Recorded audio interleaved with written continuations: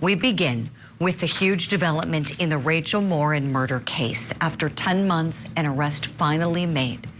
Now, we want to show you the suspect. This is 23-year-old Victor Martinez-Hernandez. Police say he illegally crossed the border in February of 2023, fleeing from a crime they say he committed in El Salvador. They say he killed a woman there. And Morin was reported missing last August by her boyfriend, who said that she never returned home after she went out for a run on the Ma and Pa Trail just outside of Baltimore. Rachel's body was found on that trail the very next day, and authorities say it was DNA that broke the case wide open. The lead we received was related to DNA evidence and allowed investigators to finally put a name to the image of the suspect in the video from Los Angeles, which we released 2 weeks after Rachel's death. After we had the video, we knew what he looked like. We knew what he looked like, but we didn't know who he was. With the new DNA evidence, now we know who he is, but we still didn't know where he was. Now, once they had the DNA sample, remember, they had the sample in Maryland, they had the sample in California. These two samples matched. They put it in the CODIS system. And so here's what they did. In order to do the genealogical DNA trackdown, they actually traveled all the way to El Salvador, to this guy's native country, to find people he was potentially related to. And we don't know the exact way that they found this guy. They wouldn't say, and that's fine. You know what? Because you know what matters is they found him, right? They say they found the guy that murdered Rachel and did the home invasion, assaulting that 9-year-old and her mom in California. Now, prosecutions are up next for this guy. Let's bring in our guests and talk more about what is coming. Want to welcome them in now. Retired criminal defense attorney Kirk Nurmi is with us, and retired police lieutenant Mike Gold. Great to see you both this morning. Let's start with the trackdown. I couldn't have been more impressed with what police did here. Lieutenant Gould, talk to us here. Your thoughts, please. Sure. Good morning, Julie. Yeah, so obviously a great day for law enforcement. We need all these wins we can get when we have dedicated people really committed to this case. I find it, you used the right words, scumbag, dirtbag. All of these things are appropriate for the alleged killer. You know, here's the funny thing. I just came back from Bogota last weekend. I flew into Bogota and flew back to Orlando. I was online for about an hour and a half. I was interrogated, basically, and I understand Border Patrol. This is what they do. Where was I? What hotel did I stay at? Where's my passport? Who are you visiting? How much money you got? And as I'm standing on this line for 45 minutes, it kind of dawned on me that there is no line at the Mexican border. And it was really, a light bulb went off for me, because I was, you're getting interrogated by a border. You get, what did you bring? What do you have in your bag? Did you purchase anything? So that was my moment, realizing what's happening in our country today.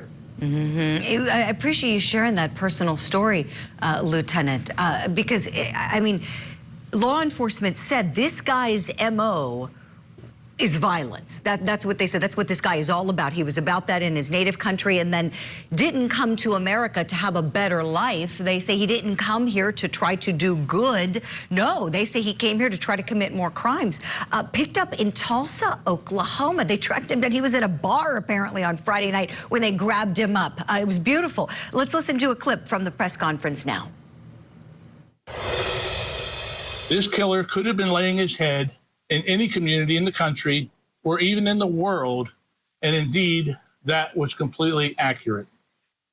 Over the past 2 weeks, investigators continued their diligent investigation and tracked our suspect all the way from Prince George's County to Tulsa, Oklahoma. And they picked him up apparently at a local bar there. And so it makes you wonder, what was he up to in Tulsa? Will there be any more alleged crimes announced here? Kirk Nurmi, tapping into your legal expertise here, would you tell us how you expect this picture to look with this guy legally? We know that Maryland is the next stop.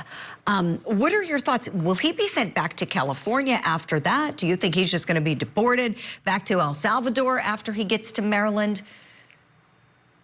Yeah, no, I don't think deportation, right away is probably what's going to happen. My experience in Arizona would be that they are going to be tried for any and all crimes that they can be linked to in the United States. So it's not this kind of idea that somebody just gets deported back. That's not generally the way it works. And of course, it shouldn't work that way, because really what his legal status is and what have you probably doesn't matter much to the Morin family, because they've still lost their loved one and they still deserve justice in that regard. So I think that's the first case we're going to see. And given that we have this DNA and given this man's propensity for violent activity, I suspect that that is going to be looked at, put into databases, and see if this man has been guilty of committing any more crimes in the United States. Kirk, thank you for all of that.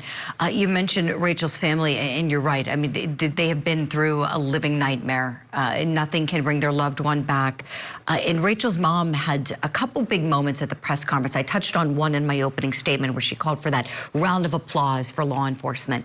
And then there was another moment where she talked about how she was in a headspace where everything was looking hopeless. Just hopeless. No answers, radio silence. And she told everyone what the detective said to her, and it really stuck. Let's watch. At one point, when things seemed like really bleak and hopeless, the lead detective said to me, he said, "Patience will win in the end."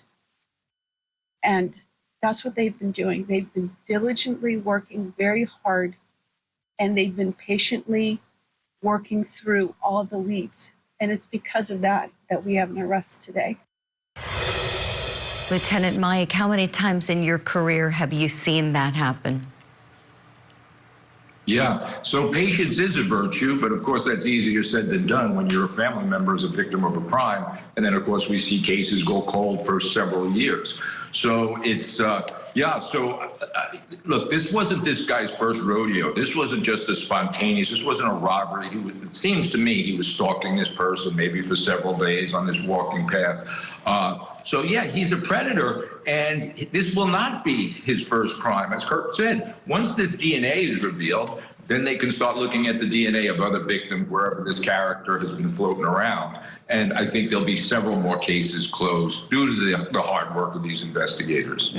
Excellent points from you both. We'll leave it there for now. As soon as we get word that he is on his way, let's say, to Maryland, and the process has begun. We know that it was already, being commenced by the DA, who was at that press conference on Saturday when this news was announced. And so we'll report it certainly when he's making his way to Maryland to begin the prosecution there.